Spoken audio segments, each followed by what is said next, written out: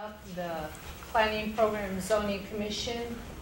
The time is now 4:04, and the first item on our agenda is the approval of the March 3rd, 2015 agenda. So moved. And I'll second. Okay, it's been moved by Carol and seconded that we approve the agenda for today's meeting. Is there any discussion? All those in favor say aye. Aye. Aye. All those opposed, same sign. Motion passes. Okay, the next item on our agenda is the approval of the minutes of the regular meeting held on February 3rd, 2015. This is Mike Young. I'll move for approval. Second. Okay, it's been moved by Mike and seconded that we approve the minutes of the regular meeting on February 3rd, 2015. Is there any discussion? All those in favor say aye. Aye. All those opposed, same sign. Motion passes. Okay, our next item is the financial report for January 2015 and staff report. This is Anderson with staff. Similar to last month, we are pretty much on track with where we should be at for this percentage of the year. So no anomalies in the financial report. Any questions for staff? If not, can I get a motion to receive and place on file the financial report for January 2015? So moved. And I'll second. Okay, it's been moved by Dustin and seconded that we receive and place on file the financial report for January of 2015. Any discussion? All those in favor say aye. Aye. All those opposed, same sign. Motion passes. Okay, at this time we have oral presentations. If there's anyone in the audience that would like to present something that is not on today's agenda, you may do so at this time. We ask you to approach the podium, state your name and address. Okay, if not, we'll move on to new business. And just before we do the new business, I'd just like to point to the top of the agenda of your packet. This is something we've been printing now. The general rules for public participation. If you've had a moment to read through those, we'll be abiding by those rules. Okay, the first item under new business is hearings. We have a rezone request for BCS Properties LLC to rezone 0.63 acres from A1 Agricultural District to C2 Commercial District for the purpose of constructing a new multi-use commercial building on the property located west of 1850 West Ridgeway Avenue, and that begins on page 8.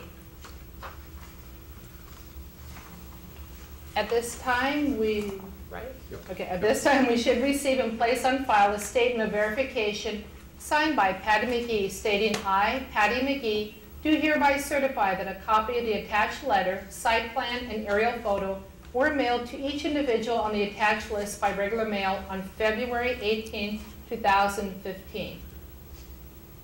And could we have a motion to receive and place this notice on file? So moved. And I'll second. Okay, it's been moved by Carol and seconded that we receive and place this notice on file. Is there any discussion? All those in favor say aye. Aye. Opposed, same sign. Okay, the motion passes. Okay, staff report. This is Graham with staff. The applicant's requesting to rezone a 100 by 275 foot area that is currently zoned A1 Agricultural District.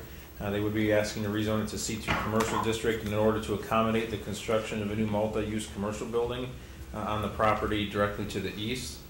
The request would not appear to have a negative impact on the surrounding area. Land directly to the east of this property is already zoned C2 Commercial District for the existing clubhouse for the golf range, as well as for the business located at 1844 West Ridgeway Avenue. The rezone will be compatible with the professional office development and commercial development in this area. The surrounding area is mostly comprised of a professional office and some commercial development. United Medical Park is located to the south. There is a cemetery located near the intersection of West Ridgeway and West 4th Street. And then there is the golf course, the par 3 golf course and driving range directly to the east. Rezoning of the land would not appear to have a negative impact on the drainage. There has been a site plan submitted showing the location of a detention pond for that commercial development, which will need to be approved by the engineering department. Floodplain, there is a small piece of area of floodplain that's located within the area to be rezoned. However, it would appear that no construction, no buildings or anything would be located within that area. The proposed rezone area consists of 0.63 acres of land located along the north side of West Ridgeway Avenue between Highway 63 and West 4th Street. Staff did recently receive a site plan showing a new multi-tenant commercial building being constructed directly to the east on the property zone C2 Commercial District. While reviewing the site plan, it was noticed that the entrance, as well as 18 parking stalls and the proposed location of the pole sign, were being shown on the property in question, which is zoned A1 Agricultural District. Since that use is not allowed in the A1 district, the rezoning being extended is required. It appears that the parking area extends about 45 feet onto the property in question. Actually, it's a little more than that. It's about 70 feet after relooking at the site plan. The applicant has asked to rezone an area 100 feet onto the property in order to meet the parking lot setback, and then also include a small buffer area. The rezone area would also extend the C2 area from the north as well to make it one uniformly zoned area. It would appear that the rezoning of the small area would be beneficial, as it would allow the current plan for the commercial development of the site to the east to continue without any changes. Staff feels this particular location for commercial zoning would be appropriate, as it is directly across the street from professional office development, which appears to be commercial in nature. As the site is developed, it would appear that the commercial development would blend well with the existing development in this area. Therefore, staff is recommending the rezone request from A1 Agricultural District to C2 Commercial District be approved, as the site in question would appear to provide sufficient space to meet all required regulations, including setbacks, drainage, etc. It would not appear that rezoning the land to C2 Commercial District would have a negative impact on the area, as rezoning the land would appear to fit the character of the surrounding area that is primarily professional office and commercial, and the rezone area is in compliance with the comprehensive plan and future land use map, which does designate this site as business park, professional office, commercial, and compatible light industrial, and is located within the primary growth area. Questions for staff?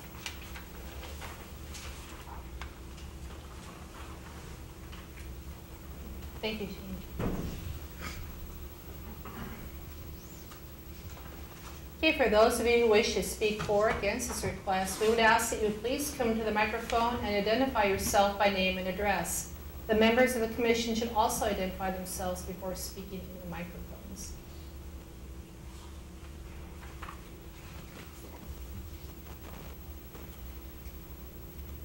Okay, would anyone from the audience like to come forward?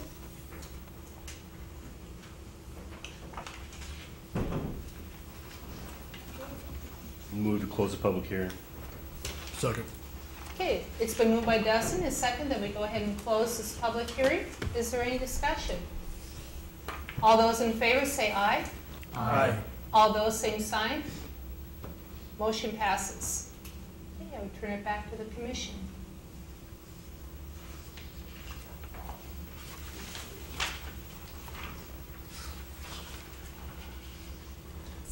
Go ahead. I'd like to make a motion to approve the rezone request. Okay, it's been moved by Mike. We go ahead and we approve the rezone to A1, from A1 to C2. Is there a second? Second.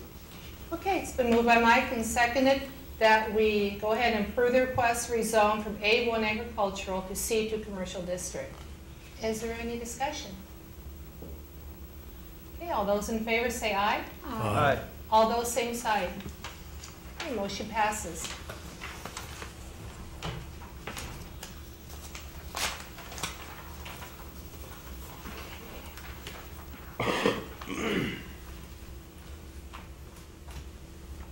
Okay, our next item on the agenda, and the time is 4:13, is a request by L.A. Carmi to rezone 0.48 acres from A1 Agriculture District to R1, 1 and 2, pardon me, Family Residence District for the continued use of the property as a single-family home, generally located at 174 West Airline Highway, and this will begin on page 9, I believe.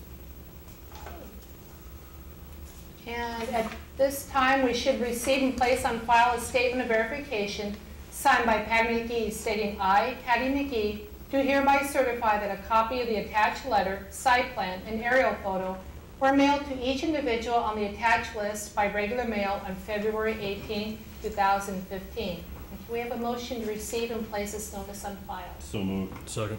Okay, it's been moved by Destin and seconded that we receive and place this notice on file. Is there any discussion? Okay, all those in favor say aye. Aye. All those opposed, same sign. Okay, motion passes. Staff report. Mrs. Miller with staff. The proposed rezone area is located near the corner of West Airline Highway and Logan Avenue. The applicant would like to rezone the parcel in order to allow for the reconstruction of a residence. The area in question is currently zoned A1 Agricultural District, and the surrounding land areas are zoned to the north R1 1 and 2 family residence district and consist of single-family homes. To the east, it's A1 Agricultural District and also single-family homes. To the south, it's C1 Commercial District and currently vacant land. To the west is R1 1 and 2 family residence district and currently single-family homes. No areas on the site in question are located within the flood hazard area. The applicant is requesting to rezone 0.483 acres of land from A1 to R1 1 and 2 family residence district in order to reconstruct a new residence on the property. And the A1 district does allow for a residence to be constructed if there was a residence on the property when the zoning ordinance was adopted in 1969. In this instance, the current residence was built in 1947, so a new home could be constructed without requiring a rezone, but the applicant would like to rezone the property to have it be consistent with the adjoining properties to the west and north that are currently zoned R1 1 and 2 family residence district. Staff would also like the remaining properties located along West Airline Highway to the east of the property in question to be rezoned from A1 to R1 in order to have consistent zoning in the area. The surrounding areas to the north and west are zoned R1 1 and 2 family residence district and also R1 CZ conditional zoning 1 and 2 family residence district. There does appear to be one residence that has horses on the property, but they would be allowed in the R1 districts as well. Staff would like some additional time to review the potential rezoning change for the adjacent properties that are also zoned A1 Agricultural District. Therefore, staff recommends that the request for the rezone of approximately 0.483 acres of land from A1 Agricultural District to R1 1 and 2 family residence district be tabled for the following reasons. Staff would like additional time to review the potential zoning change for the adjacent properties that are zoned A1 Agricultural District to the east. I do have a question for staff. Back in 2011, we had an applicant come because they wanted to have their house rezoned from, I believe, an A1 to the R1 because when they went to apply for homeowner loan with it, that there was an issue that they no longer will accept a letter from the city saying that it is okay to go forward with it, that they have to have the actual zoning be in R1. So I'm wondering, is that partly why we're looking at it? Because I believe part of the opposition was they weren't sure about the airport's plan. So I don't know if this is a different area or if there's Not to a interrupt, reason. I thought that one was an M1 zone to an R1 zone. That, you could be right on that. I know it was a while back, but there was an Is issue it? about the loans being that they have to be zoned now R1 because the federal loans won't accept a letter anymore. So I didn't know if that was partly why. The applicant has not indicated such, so I guess not, as long as staff is aware of that. No, and this, the applicant was not opposed to tabling either. It's giving the staff additional time.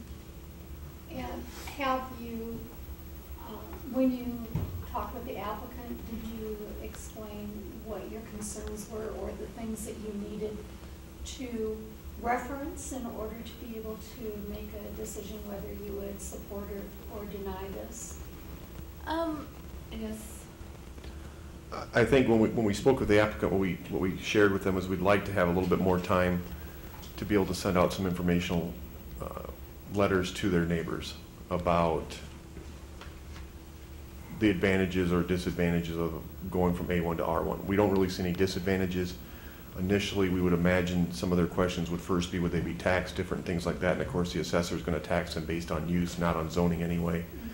So they're not being assessed as ag now. So we'd like to have a little bit more time just to send them some informational letters and see if they want to go ahead with that. It also gives us a little bit of time to possibly talk to the council people for this area. The city council actually has the ability to rezone land on their own motion as well. They don't have to have someone asking for it. They could rezone it. And we just kind of want to look at the pluses and minuses from a staff standpoint as well as to the difference between this being ag and residential. Especially, I think it's kind of especially a key site with the land to the south recently having been demolished, some fill being brought in, so it's being prepped for future development. It's kind of crucial to kind of get an idea for what's going on in this area. And did you have a time frame in mind as to how long you think you need to have this tabled for? I'd say 30 to 60 days. Obviously, we'd like to have it on for next month, depending upon how fast of a response time we get from the neighbors. We may need to 60 days, so I'd say 30 to 60 days would be safe.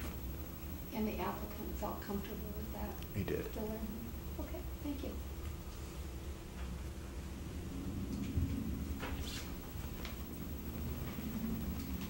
Any other questions for staff?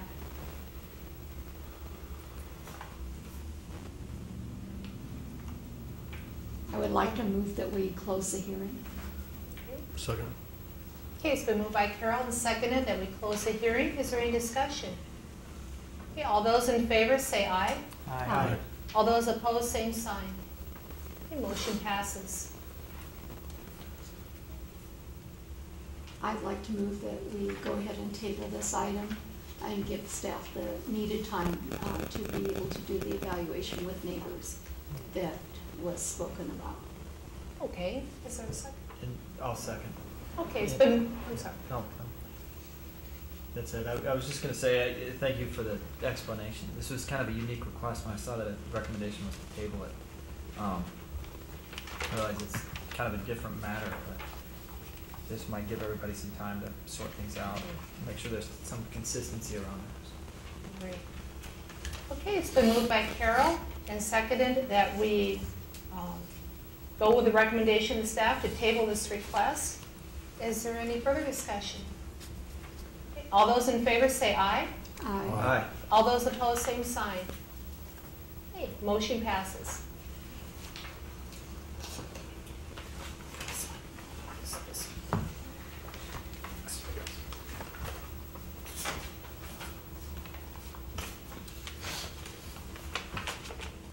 You want to do them together?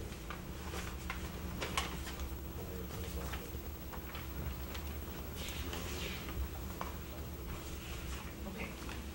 These two together. Okay. Okay, our next item, it is 422. Our next item on the agenda is a plat. It is a request by GMJ2 Industries for the 11-lot preliminary plat, and we're also into the final plat of the Kiefer Estates, first edition, generally located along the north side of East Chalice Road, just east of Texas Street. We were given an additional New staff report. new staff report. Yes, we received a new staff, or news plat and deed of dedication today, so based on some of those changes you may have seen in the staff report you got in the packet in the mail, the staff recommendations of changes, so it appears those have been made, but I'll go through this report, the new report here. This is a request for preliminary and final plat of Kiefer Estates First Edition, which is an 11-lot residential subdivision along the north side of East Chalice Road, just east of Texas Street, to allow for new residential development. It would not appear that the proposed plat would have a negative impact upon vehicular or pedestrian traffic conditions in the area. Roads in the general area in question are East Chalice Road, which is classified as a collector, Texas Street, which is classified as a local street, and Highway 218, a little bit to the west, which is classified as a principal arterial. Site question was recently rezoned to R1 RP Planned Residence District. Surrounding land uses are as follows. To the north is vacant development ground zoned R1 RP Planned Residence District. South is single family residences zoned R1. as well as vacant ground zoned M1 Light Industrial District. East is vacant development ground zoned R1 RP. And to the west is single-family residences zoned M1 Light Industrial District.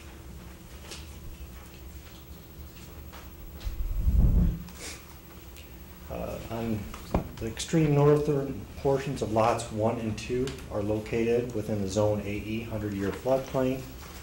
The location of the floodplain would not appear to cause a conflict with the principal permitted use. However, if it does encroach across a portion of the building setback line on lot 1. Any detached structures that are proposed to be constructed within the floodplain would have to adhere to the floodplain regulation standards for such use detailed within the zoning ordinance. Future land use map currently designates this area as industrial. As noted, this area was recently rezoned to R1 RP, and the future land use map will need to be amended to reflect projected development of this land for low-density residential uses. This is 11 lot subdivision. Lot sizes range from 17,387 square feet to 24,976 square feet, which would appear to be compatible and similar in size to other existing lots within the area. Building setback lines are shown, and the front and rear setbacks for the principal permitted use is 30 feet, and the side yard setbacks are 10% of the lot width at the building line, not to exceed 10 feet. Lots having frontage on Laverna Lane and Amanda Drive have 15-foot setbacks from the lot line abutting the street if a new house is addressed off of the narrow dimension street frontage.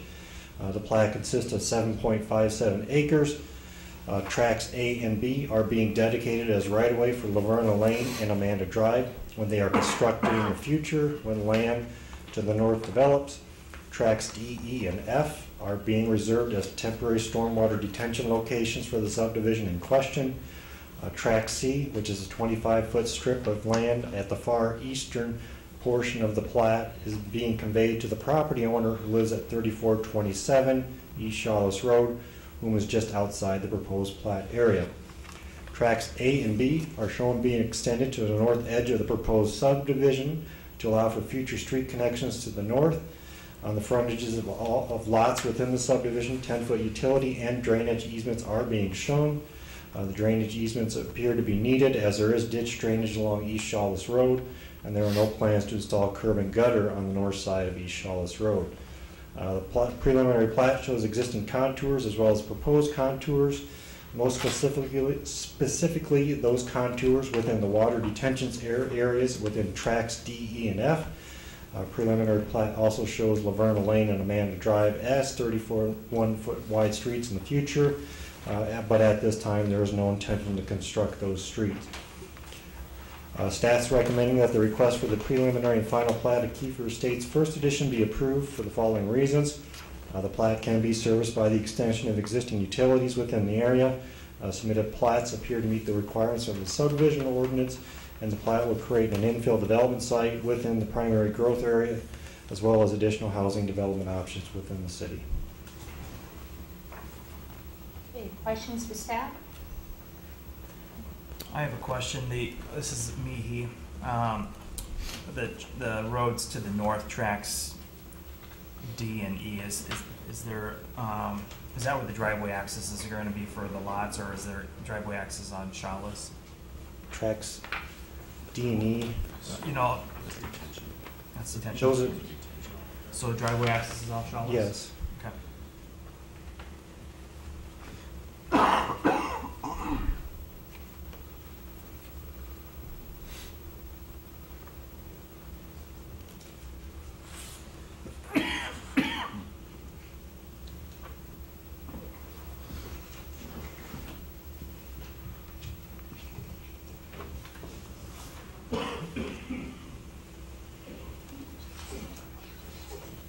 Okay, if there's anyone in the audience who'd like to speak on this, we ask you to come to the microphone. Please state your name and your address for the commission. Commission members should also give their name when speaking. Jim Ellis, representing GMJ2 Industries and JDE Engineering. Mr. Kiefer, Rick Kiefer is here also, and Neil Wood with our office is here to answer any questions you might have regarding the plats. So if you have any questions, we can sure address those. But we just wanted to introduce ourselves, let you know. Address 3731 Pheasant Lane, Suite 201. So. Thank you. And this is Mike Young. I didn't have any questions, but when I saw this on the agenda, I read through it and it seemed very straightforward with the plats and then I guess the request to vacate this that's coming up next. But it reminded me, I think this was the meeting we had, when it came up for rezoning, we had probably a couple dozen people in the audience. And then it was approved then, the rezone, and then I followed it just through the courier over the probably last 4 months, 5 months, I guess. And I wanted to say it seemed like everything worked out well with the developers, with Mr. Kiefer. It looks like there were a number of meetings with the neighbors, and probably a lot of work doing reports and studies and that sort of thing. So coming today, I had no idea whether there'd be, I didn't have any questions. It seemed like a good plan. I had no idea what the audience would be like though. And so it came in that for everybody who's watching on TV, there's, I guess it's just the applicants essentially that are here. Everybody else is here for other matters, but you can't take that to mean, you know, everyone's happy or nobody is opposed to this, but it certainly is a sign that it was different. People felt free to come 4 months ago or 5 months ago when they were opposed to it. So I'd just like to say thank you to the applicants and everybody involved with working with the, I know the council had questions and the neighbors I'm sure did, but it seems like we're okay. I think we had 6 city council members at that meeting, right? I think that's right. On this request, so there's nobody here from the council either, so it seems like things have worked out well, but thank you for bringing this.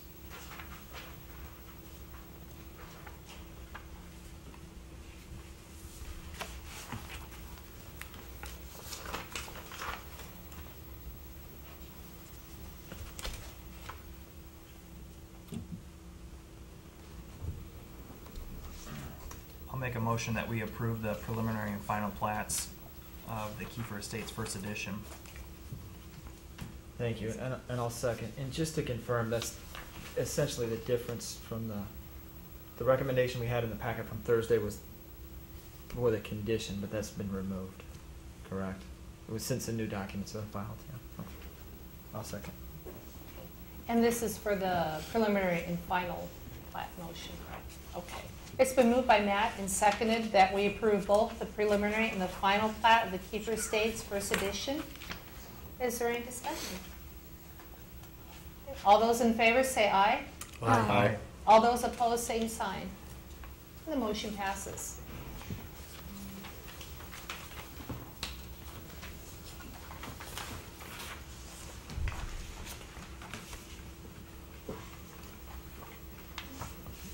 Okay, the time is now 4:32. Our next item on the agenda is vacates and dedicates.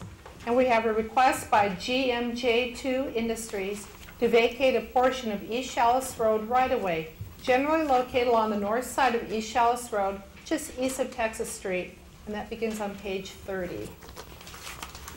Staff report.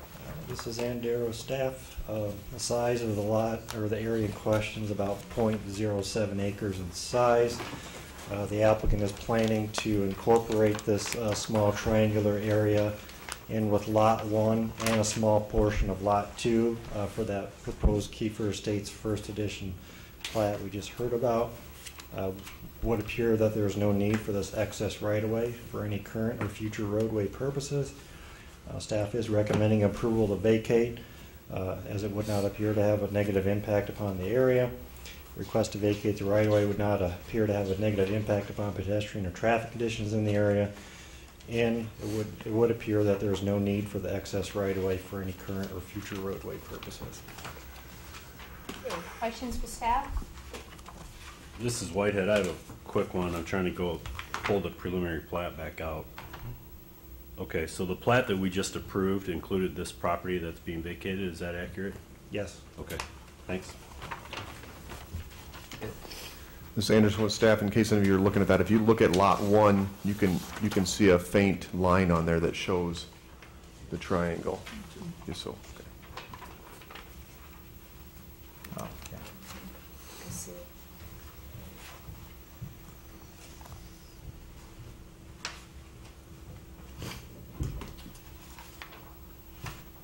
Okay, turn it back to the commission, discussion or motion? This is Mike Young. I'll make a motion that the request to vacate the portion of East Shawless Road right-of-way be approved. Second. Okay, it's been moved by Mike and seconded that we go ahead and we approve the request to vacate a portion of the East Shawless Road right-of-way. Is there any further discussion? All those in favor say aye. Aye. All those opposed, same sign. The motion passes.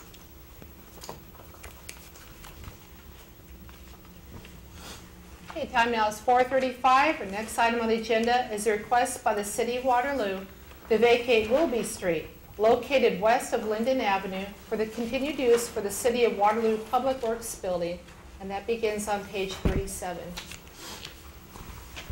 Staff report. Mrs. Miller with staff. The City of Waterloo is requesting to vacate Wilby Street, located east of the City of Waterloo Public Works Building, located at 625 Glenwood Street. The request would not appear to have a negative impact on the vehicular and pedestrian traffic movements in the area, as there is nor was any traffic utilization of Wilby Street. The site is not located within any floodplain area, and the proposed street to be vacated is a dead-end street located east of 625 Glenwood Street. The City of Waterloo owns the adjacent property and plans to keep the vacated street as access to their Public Works building, which was built within the last 2 years. There are no utilities within the street right away, therefore there is no need to retain any easements over the street. The street also does not serve any of the residential properties to the south. Access for those residents is gained directly from Linden Avenue or an alley off of Glenwood Street. Therefore, staff recommends the approval of the request by the City of Waterloo to vacate Wilby Street, located east of 625 Glenwood Street, for the following reasons. The request would not appear to have a negative impact on the surrounding area and would appear to be beneficial for the City of Waterloo, as it utilizes this to gain access to the Public Works property.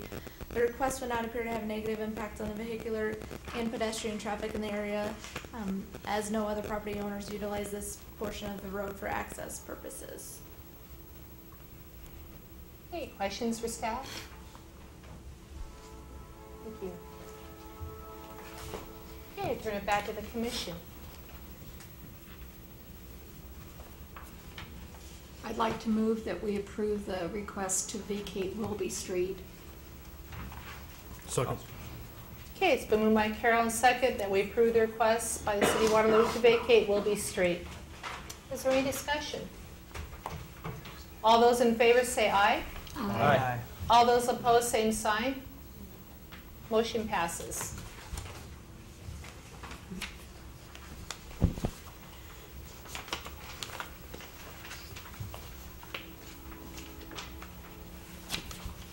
Okay, the time is now 4:37, and the hearing is scheduled this time. Our next item on the agenda is a hearing concerning the zoning ordinance amendments, and our item is the amendment to the City of Waterloo zoning ordinance for multiple changes and updates. And can we have a motion to receive and place this notice on file? So moved. And I'll second. Okay, so we moved by Carol and seconded that we receive and place this notice on file. Is there any discussion? All those in favor say aye. Aye. All those opposed, same sign. Okay, motion passes and the hearing is open. Staff report. This is Schrader with staff. This amendment was on the December 2nd agenda of the commission for discussion only and is now being placed for action of the commission and recommendation to the city council. I will go through a summary of some of the main provisions that are proposed to be changed, not necessarily all of them, and then answer any questions. This amendment will provide that after July 1st, 2015, and that is a change from the wording in your packet says, in the summary cover letter, it says March 1st, but it took a little longer to get this ordinance finalized and before the commission. So we're now proposing to change March 1st to July 1st. So after July 1st, 2015, no single-family or two-family dwelling shall be constructed or moved onto a property without having a minimum accessory structure or a garage built along with it. The proposed minimum is 14 foot by 20 foot for a single-family home, and the proposed minimum for a two-family dwelling is that each unit have a 14 by 20 or a single accessory structure that is 22 by 20 be provided. The amendment would also provide an exception for accessory structures that are 120 square feet or less. The amendment, similar to in the M1 Light Industrial District, the A1 Agricultural District currently has a provision allowing homes that were legally built prior to adoption of the zoning ordinance back in 1969 to be considered a legal use and not a legal non-conforming use, including allowing the dwelling to be rebuilt. However, the M1 district has a provision requiring that such a rebuild must occur within 2 years of the removal of the original dwelling or within 2 years of the removal of any legal replacement dwelling. The proposed amendment would add this same 2-year requirement to the A1 district. The ordinance currently has a provision in the R2 1 and 2 family residence district that requires alterations and conversions of a single-family dwelling into a two-family dwelling that obtain a special permit approval by the Board of Adjustment after recommendation of the Commission. The proposed amendment would move this wording from the R2 district to the R1 1 and 2 family residence district. This was an oversight by staff during the updates to the zoning ordinance that were completed with Ordinance 5079 back in 2011. At that time, we initially were not going to allow two-family homes in the R1. We were going to change the R1 to only allow single-family homes. There was some concern to that, so that change got scrapped, and single-family homes and two-family homes continue to be permitted in the R1. We just neglected to move that conversion special permit requirement up to the R1.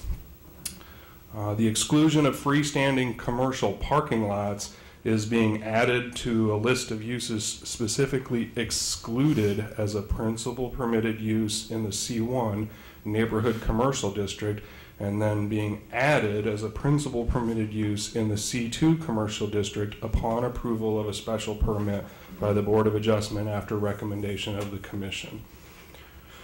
The amendment would add reference to flood zones as designated on the flood insurance rate map. The current floodplain regulations refer to the flood insurance rate map, but use different names for the various flood zones than what they are designated on the flood map, which has led to some confusion in the past. By adding the flood zone designations from the flood maps, it will make it more clear which floodplain regulations apply to particular flood zones. It would also add reference to incidental uses and detention facilities. The amendment, currently the ordinance prohibits any multifamily development from having parking located in a required front yard and from having parking or driveway areas that require the backward motion of any vehicle onto a public street. The regulations were primarily intended and work well for standard apartment-style multifamily developments where units are typically stacked with separated units on different floors or multiple sides of the same floor.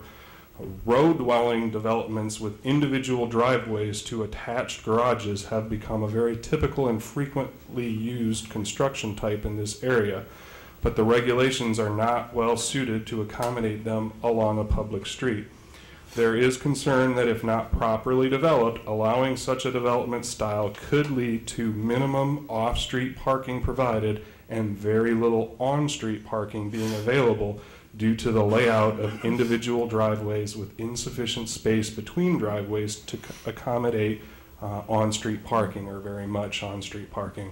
This amendment would allow this type of development style, but would require that the building be set back a minimum of 40 feet instead of the more typical 20-foot setback, allowing for approximately twice as much off-street parking.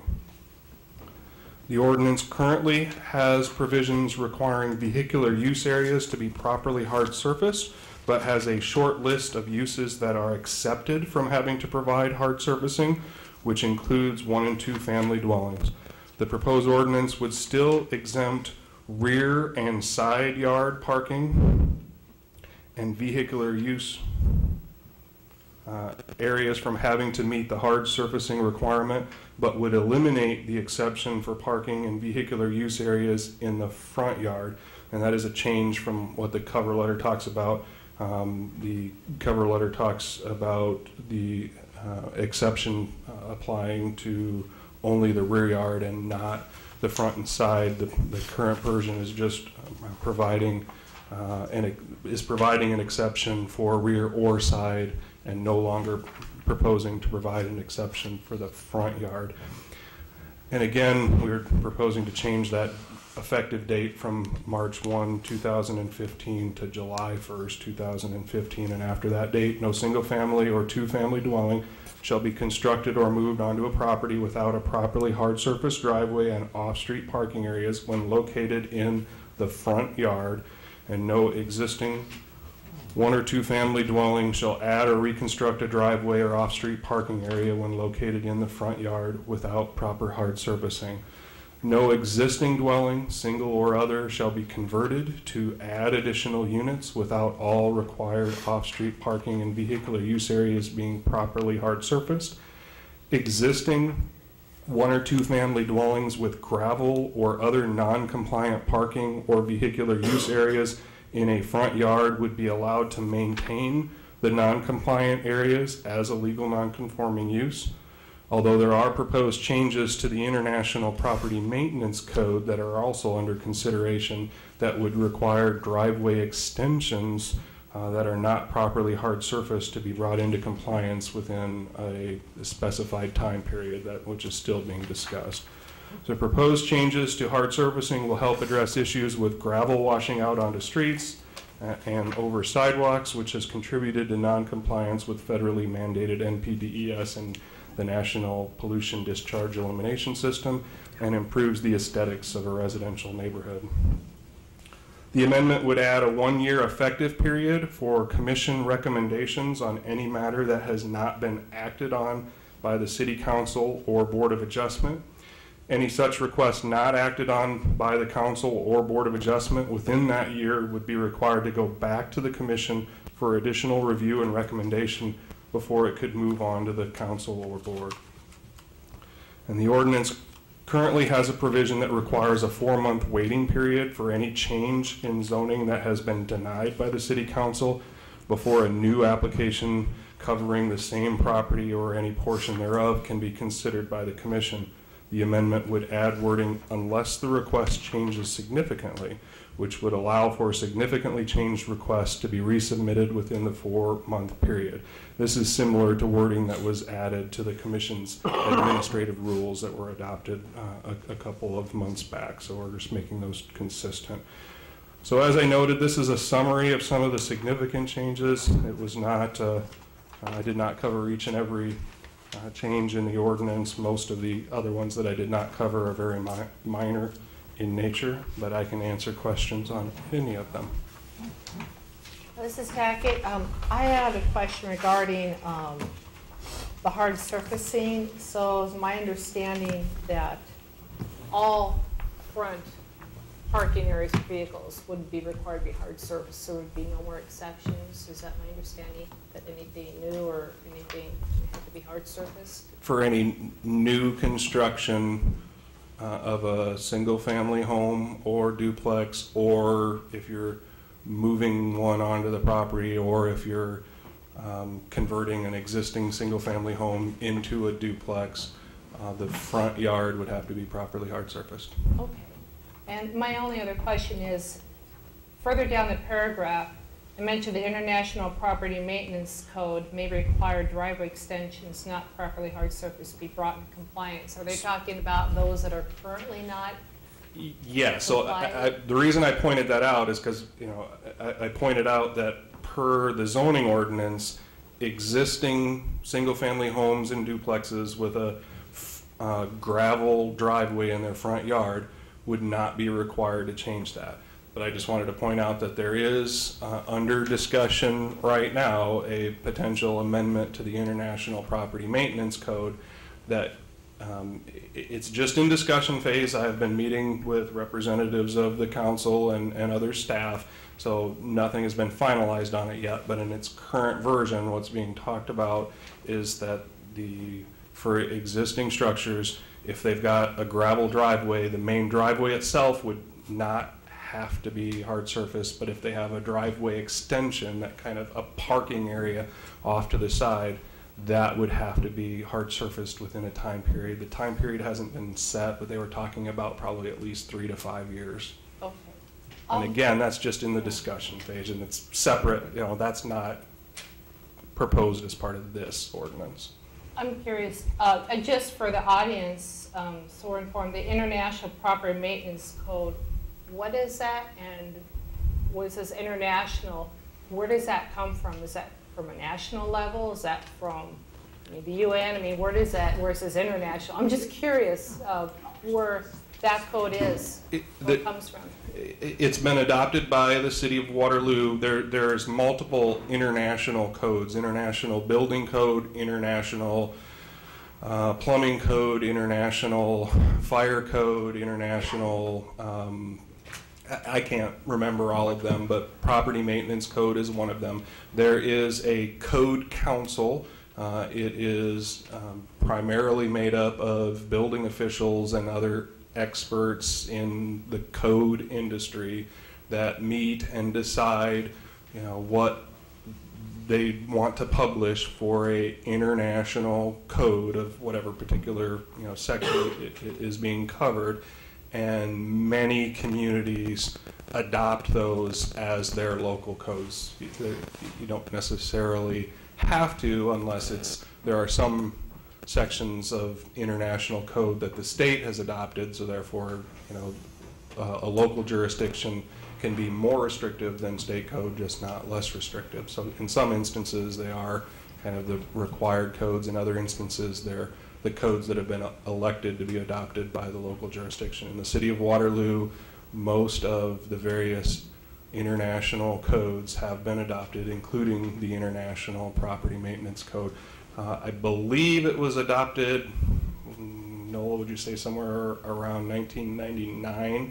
When it was adopted, there were some add-on requirements to it, predominantly dealing with front yard parking, and those add-on provisions are what are in large part being proposed to be revised, and there's a committee that's been meeting to look at that.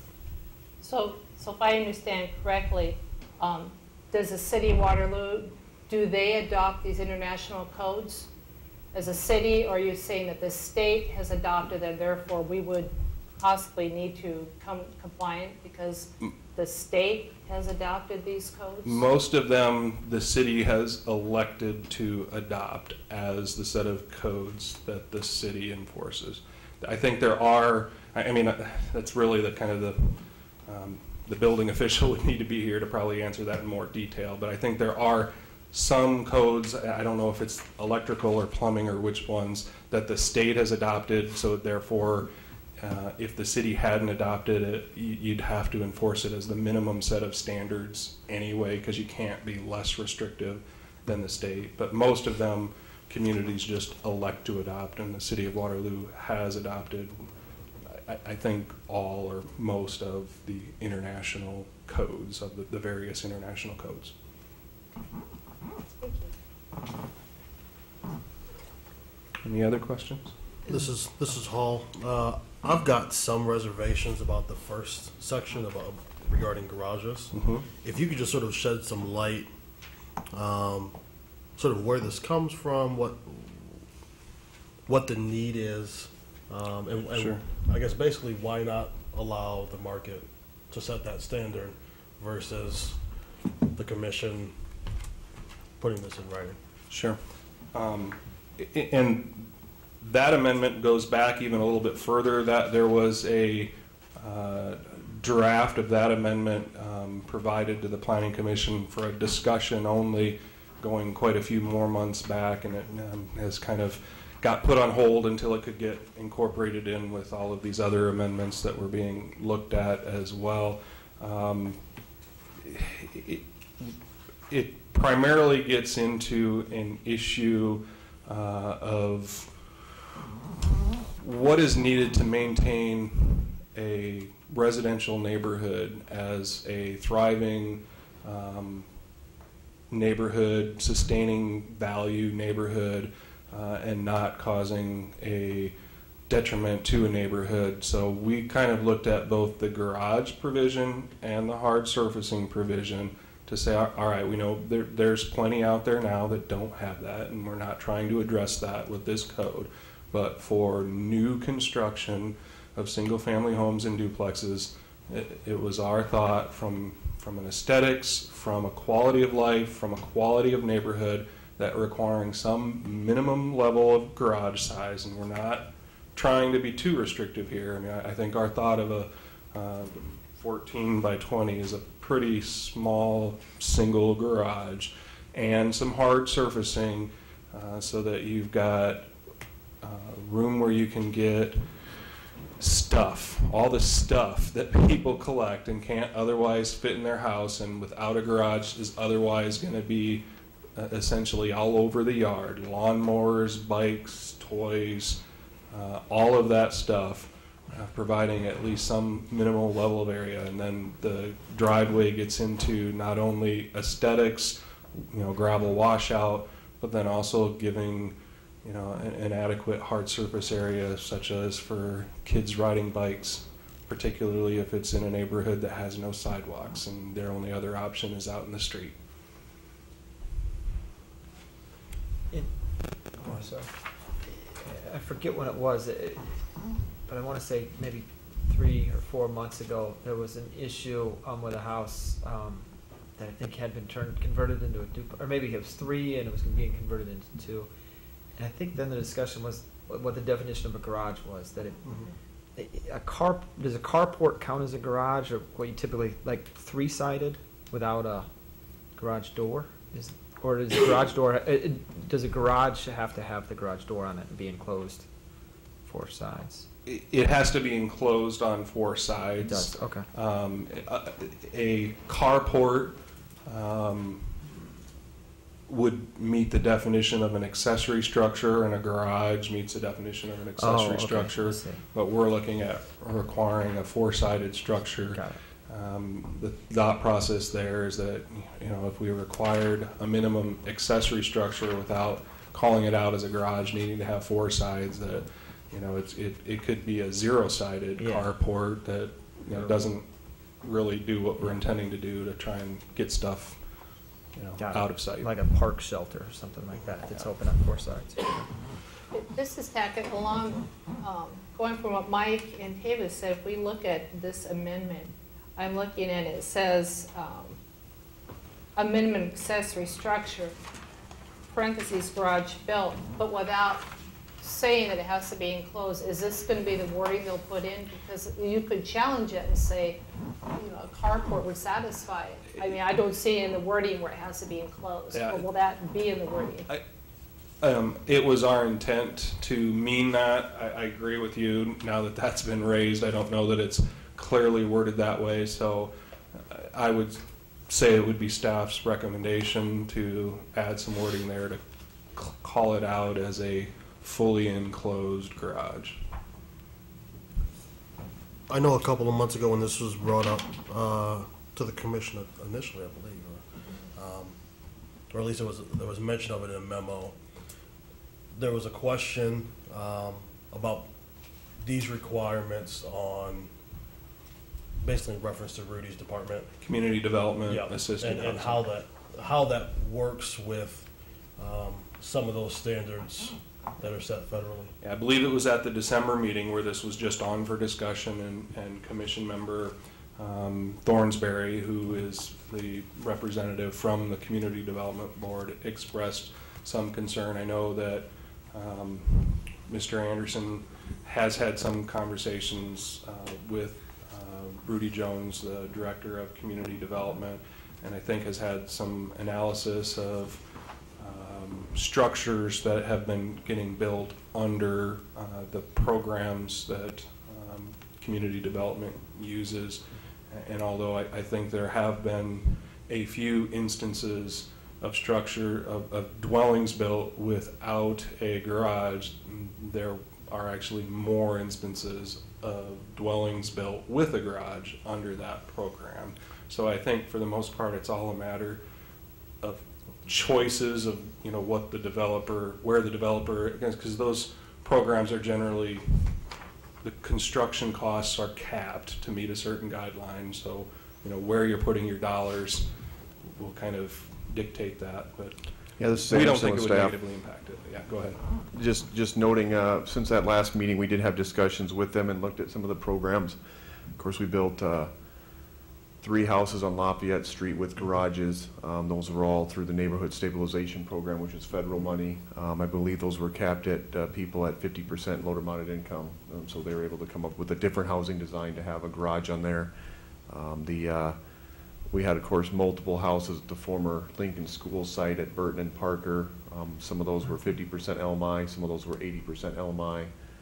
We had the East 8th Street houses. There was 5 there by John Ruff. So again, I think there's different options out there for the housing designs that the developers can come up with to have a garage.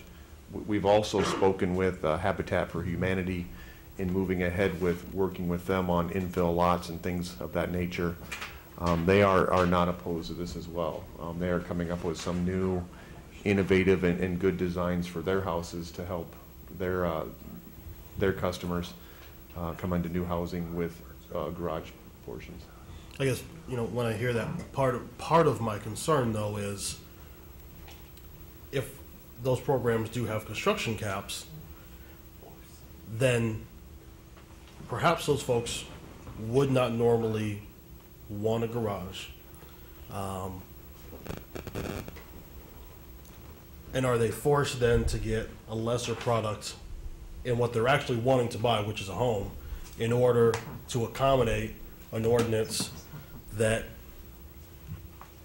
while yes, I agree, there's certainly a rhyme and reason and a need to get some of the yard clutter that sort of accumulates. At what point are we being overburdensome, especially considering those caps and what that does to the design of those houses? I guess I didn't hear of any complaints about the garage designs when we were going through all those programs. And of course, all the homes have sold. The appraisers actually like the designs. I know the ones, some of the later homes being built over at the former Lincoln School site were appraising above $150,000 after being built. So the appraisers are recognizing the importance of the garages. Again, we didn't have any complaints from anyone saying, hey, I'd like a design without a garage. Sure. Moving ahead. And again, it's really about, you know, we're really working closely with the school system for infill development on some of these former school sites, former school land uses, like Baltimore Field, which I think was a practice field 40 years ago for a football team that hasn't played for a while. You know, it's really about, as we're doing more and more infill development, wanting to really not only complement the existing housing stock in some of these areas, but to raise it up with some newer designs, with some garage spaces. Looking at Baltimore Field and some of the other comparable sites for these infill, the majority of the houses along these areas do have garages. They may have been built 20 years later, 10 years later, and they may be detached versus attached, and we're giving that option in here. But the majority of the ones we've seen do have garages, and so we also think we're basically pushing some of these developers maybe up a notch from going to a design that didn't have a garage to matching what's out there even a little bit better. And again, we believe there's some affordable options in there. In speaking with Habitat, I know they were specifically mentioned at the December meeting as to could their program still work. They believe it can. This is Tackett. As I'm looking at this, I'm wondering if either we tabled to reword this so that if we wanted to be in compliance to what the staff is looking for, an enclosed structure, if I remember correctly, when we have our definitions in the zoning, I think as an applicant, if they go and they see that there's a requirement to have an accessory structure built, that there's a potential they could look at what an accessory structure is, and if they come and they start planning on, let's say, a carport, but it's not specifically stated as an enclosed attached, I wonder if that just kind of opens up a can of worms, and if maybe we want to, I don't know if there's a possibility to have a specific definition for garage, maybe as an enclosed accessory structure. Do you see what I'm saying? Yeah, I'm just saying the way it's worded. This is Schrader with staff. I think Cause 4 confusion. little words added to the proposed wording will cover it. So the proposed wording reads, after July 1st, 2015, no single-family dwelling shall be constructed or moved onto a property without a minimum of a 14-foot wide by 20-foot deep accessory structure. And then there's a comma. I would propose after the word structure and before that comma, the words enclosed on 4 sides, attached or detached, being constructed and maintained, and no 2-family dwelling shall be constructed or moved onto a property without said minimum accessory structure for each unit or a single accessory structure, a minimum of 22-foot wide by 20-foot deep. I think you can just provide the enclosed on 4 sides, the one location, and that would cover it. So if we vote on this today, would we vote and with those additions, or does it? That would be staff's recommendation, yes.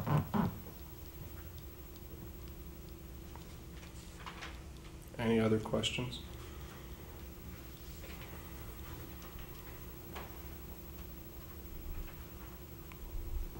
Okay. It is a public hearing, so I would say we should check if there's any other comments. Okay, if there's anyone in the audience that'd like to speak for or against this request, we ask you to come to the podium. You could please state your name and your address. We'd love to hear from you. Yeah, that's impressive. My name is Wendell Lupkus. I live at 4862 West 4th Street, and I would like to address the proposed change to Section 1022-2 floodway. I would request that the Planning and Zoning Commission recommend to the City Council against the proposed change to the floodway district section of the ordinance. The proposed change is to add stormwater detention or retention facilities as a principal permitted use. The city should prohibit non-essential utilities and facilities in flood-prone areas, such as water quality detention facilities. The problem is not a detention facility's effect on the flood height by its location in the floodway, but rather it is the negative effect of the floodwater on the detention facility and its function due to being repeatedly overtopped by the flood because of its location in the floodway. Detention facilities are required as a condition of EPA's Stormwater Phase 2 final rule. The city is required to develop, implement, and enforce a program to reduce pollutants in post-construction runoff to their municipal storm sewer system from new development and redevelopment projects. It's about water quality. And this next part is directly from the EPA's flyer on the final rule. There are generally 2 forms of substantial impacts of post-construction runoff. The first is caused by an increase in the type and quantity of pollutants in stormwater runoff. As runoff flows over areas altered by development, it picks up harmful sediment and chemicals such as oil, grease, pesticides, heavy metals, and nutrients, nitrogen and phosphorus. These pollutants often become suspended in runoff and are carried to receiving waters such as lakes, ponds, and streams. Once deposited, these pollutants can enter the food chain through small aquatic life, eventually entering the tissues of fish and humans. The second kind of post-construction runoff impact occurs by increasing the quantity of water delivered to the water body during storms. Increased impervious surfaces, parking lots, driveways, and rooftops interrupt the natural cycle of gradual percolation of the water through vegetation and soil. Instead, water is collected from surfaces such as asphalt and concrete and routed to drainage systems where large volumes of runoff quickly flow to the nearest receiving water. The effects of this process include stream bank scouring and downstream flooding, which often lead to a loss of aquatic life and damage to property. And then continuing from the EPA, stormwater retention, detention, best management practices. Retention or detention facilities control stormwater by gathering runoff in wet ponds, dry basins, or multi-chamber catch basins and slowly releasing it to receiving waters or drainage systems. These practices can be designed to both control stormwater volume and settle out particulates for pollutant removal. And that's the end of the actual quotation from the EPA flyer. So when the floodwater overtops a detention facility, some or all of the particulates removed from the previous runoffs are swept downstream with flood flow, negating any previous pollutant removal benefit. The single performance standard that a use not result in an increase in the 100-year flood event is not sufficient justification to allow these mandated water quality facilities within the floodway, where they are subject to flood velocities, debris, scour, and siltation. Changing the floodway overlay district section to include detention as a principal permitted use will create a permanent conflict between the requirements of the EPA to improve water quality and the adverse effects of flood flows that are the normal occurrence within the floodway. This change would allow detention facilities to be located where they would be least effective for their federally mandated purpose, while ensuring that they are located where maintenance would be the highest due to the effects of the floodway. Those maintenance costs are to be borne by the homeowners associations in perpetuity unless they dissolve after 21 years. The current ordinance protects both the floodway from uses that could affect flood capacity and prevents non-essential utilities and facilities from being located within the floodway unless no other option is available.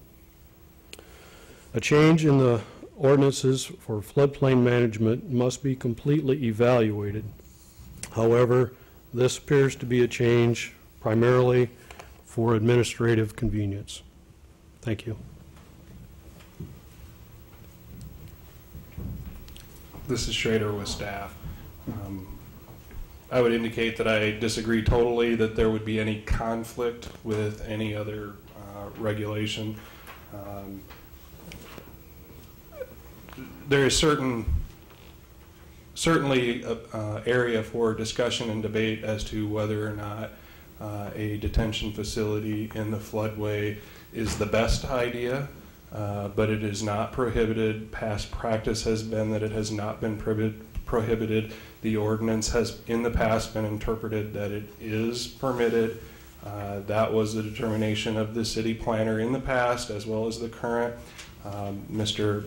Lupkus did file an appeal of that determination of the city planner that a floodway would be permitted within the ordinance. That appeal was unanimously denied by the Board of Adjustment.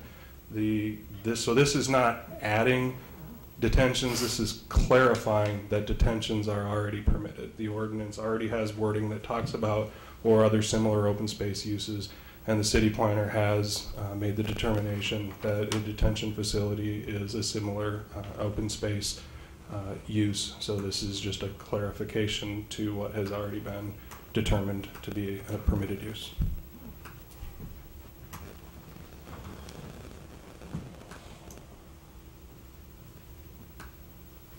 Mr. Lupkus, do you have those comments in writing that you could submit to the, okay, that might help. I was trying to take some notes on what you said, but the next step on this, is it to go, Council. this goes to Recommendation to council as well, okay. And then is it require 3 readings from council? Okay. The reason why I bring that up is just give everybody a chance to look over what you said, including the council as well.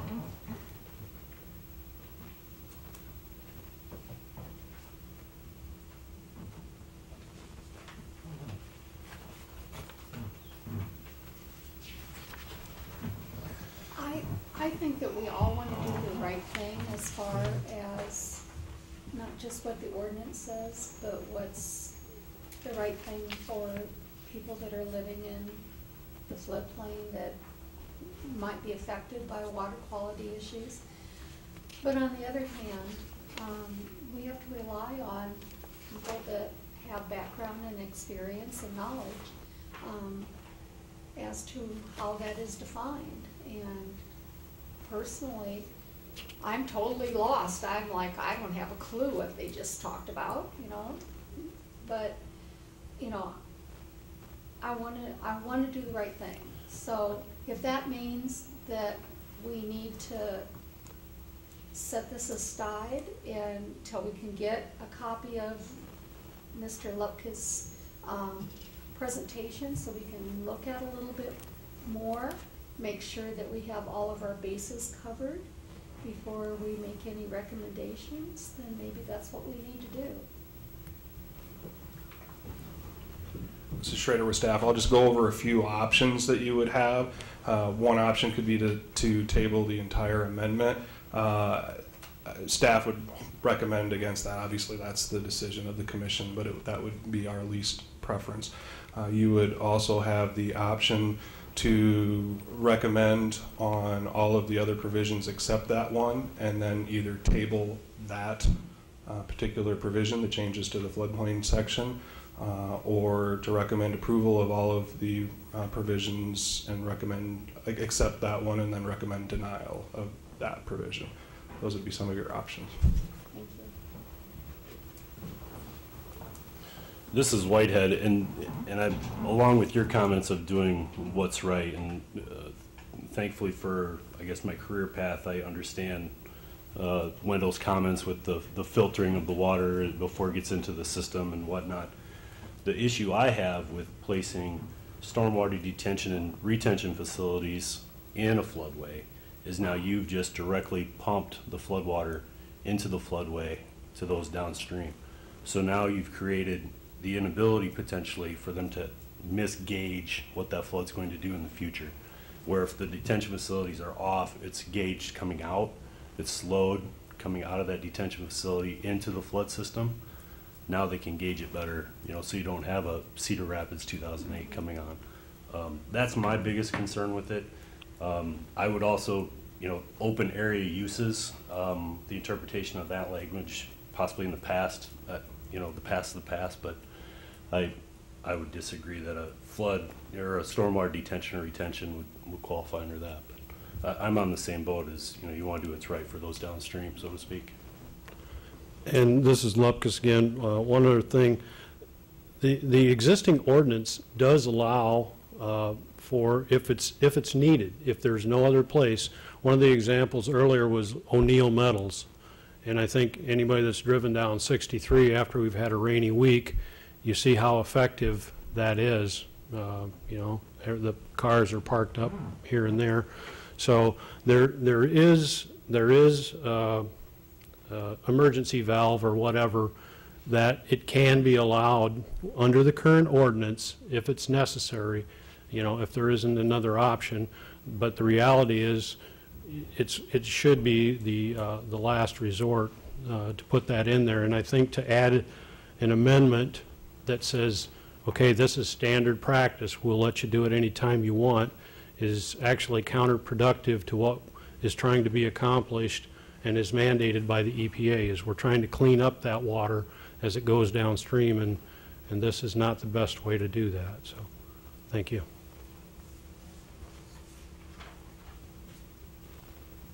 So if I understand correctly, we could approve all the ones that we are comfortable in, except and make an exception to whatever one we have, and then we would go back to that and decide if we were going to table it. Did I understand that? That would be quite acceptable.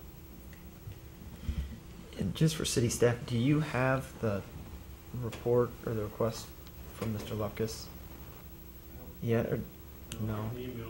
Okay, gotcha.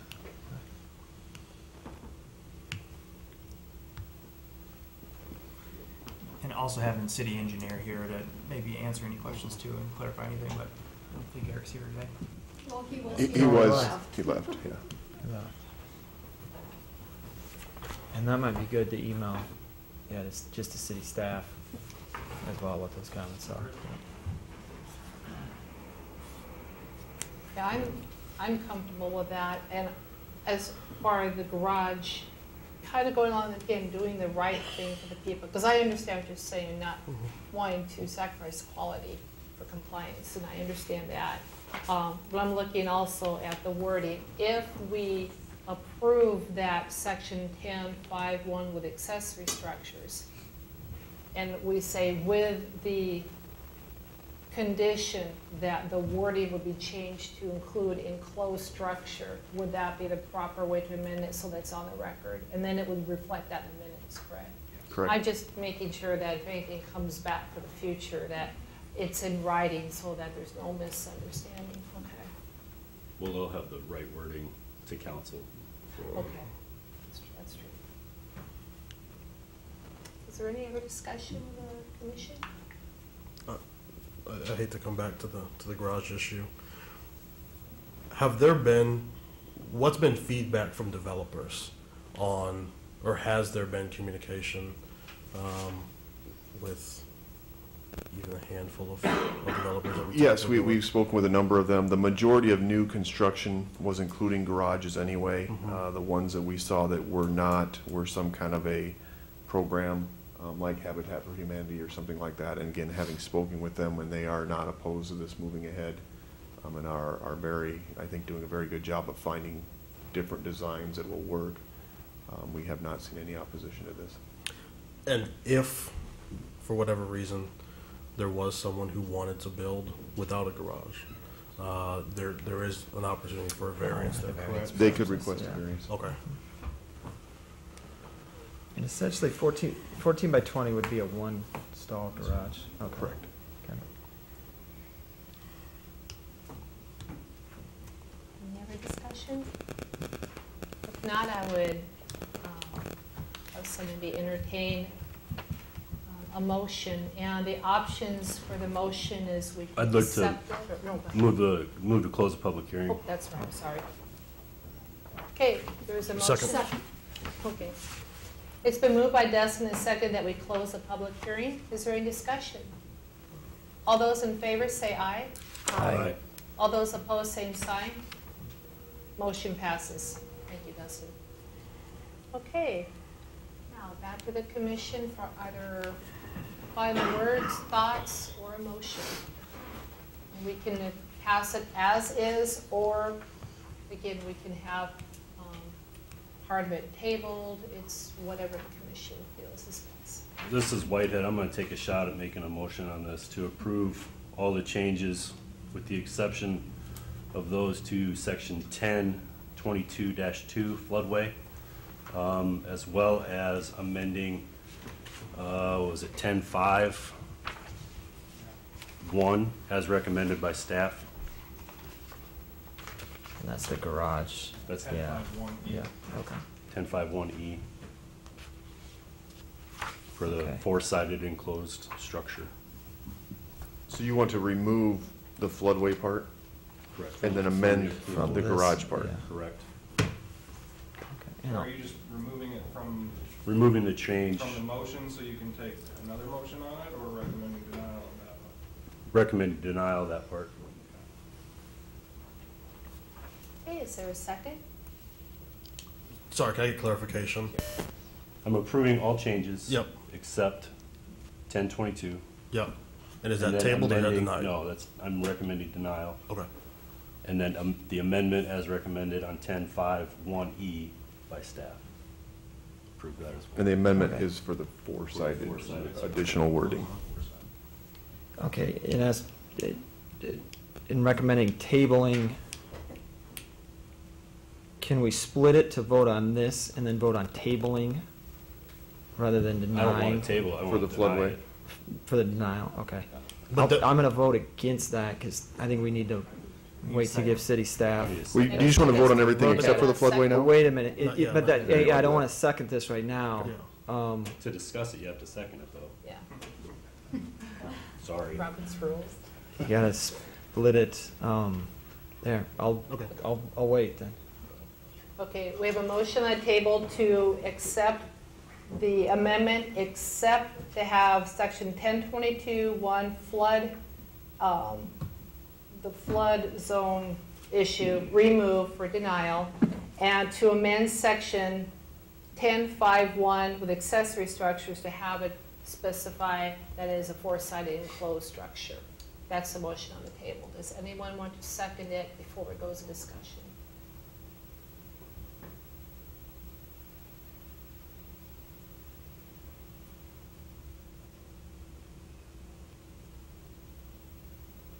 Seeing that there is no second, Motion dies. the motion dies.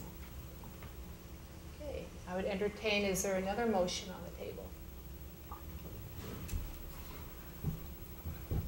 Not that I'm thrilled about it, but you could take care of the little part first by just making a motion to table just that component of it. Of the flood? Yes. Okay. Is there a new Okay, motion on the table? I would make a motion, I guess we're essentially splitting it then. So I would make a motion to table, we'll just do that, to table the changes recommended to section 1022. Is it just 1022-2. 1022-2, okay. Okay, is there a second? I'll second it. Okay. Okay, it's been moved by Mike and seconded that we table section 1022 regarding the flood issues. Okay, is there any discussion now?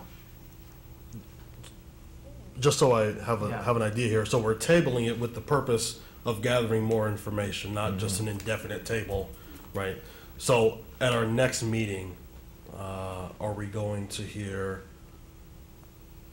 hopefully from the From engineer? Eric Sure. and, yeah. Okay. And have time to review Mr. Lupkus's materials. Comments.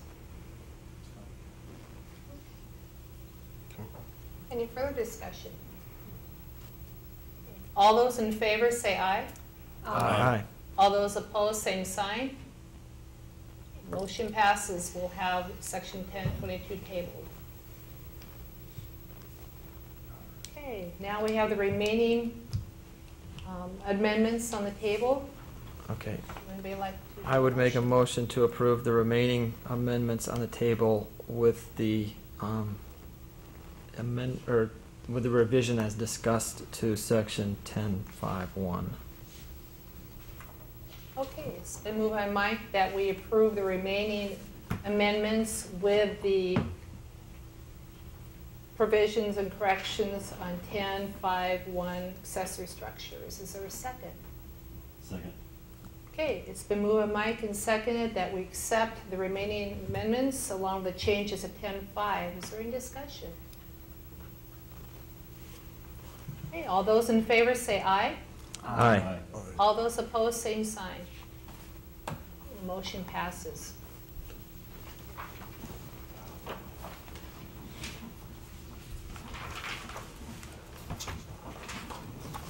Okay. And our final part, is there any other discussion items for the commission? I do. This is Mike Young. I mentioned at our last meeting that there was, I'm on the school board, and so my seat here is because of the school board, and I'm not going to be running for re-election on the school board. That term ends in 6 months. But there is the, Iowa State Extension has that planning and zoning workshop at the end of this month. And so I looked at that and thought that might be a good time for me to transition out and have somebody else come in to go to the, I'm probably not going to go to the training session, to have somebody else come in. So we were just discussing that among the school board and then talking with Noel and Eric in the office here on doing that. And I think it requires the school board to take a vote. So there are the three, as I understand, the school board, community development, and then human rights, and they just decide who the representative will be. So that's up to the school board. My thought was, and there's one member that's expressed interest. My thought was to still come and kind of transition with her. I think she would go to the training session, and so I don't think this will be my last meeting. But what I might do is, if she's been approved, I might just sit in the audience or something and kind of talk to her afterwards, that sort of thing, to work on the transition. But now, this may all be premature, because it may be a couple months down. I just want to give everybody a heads up if I show up next time and sit out in the audience, that's what we're doing, and somebody else new is here. We'll find out. Yeah, and I was just gonna bring up the registration for that meeting on March 31st. I think I only have 3 names down.